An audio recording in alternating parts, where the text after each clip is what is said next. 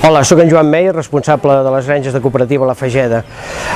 Fa 14 anys que estic treballant aquí a La Fageda i avui us explicarem una mica el procediment del compostatge. Nosaltres per compostar utilitzem purins, fems i aigua de neteja. Aquí ara ens trobem en una nau de producció on se generen purins, unes 20 tones de purins. Això juntament amb l'aigua de neteja i els fems és el que compostem. Ara tot seguit seguirem per veure tot el procés. Irem a la planta de compostatge. Ens trobem a la planta de compostatge.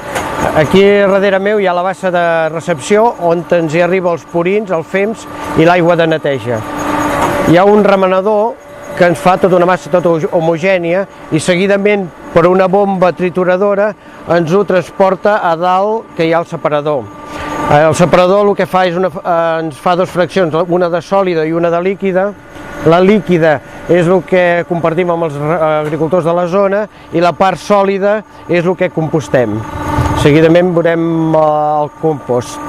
Bé, ara aquí ens trobem on ens arriba la fracció sòlida, que és el que nosaltres compostem.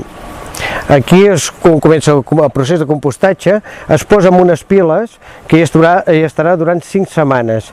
Aquí el que se li fa és airejar per accelerar una mica el procés, perquè és un procés biològic de bactèries i amb l'oxigen això fem que accelerem la fermentació i el procés se'ns fa més curt. A partir d'aquestes 5 setmanes ja es posa en una altra pila, que és la pila de maduració. Allà hi estarà unes 5 setmanes més i ja tindrem el compost acabat.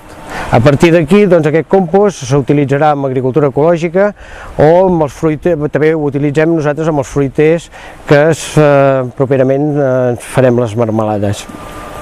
Aproximadament a nivell de dades són unes 90 tones al mes que es produeix de compostatge.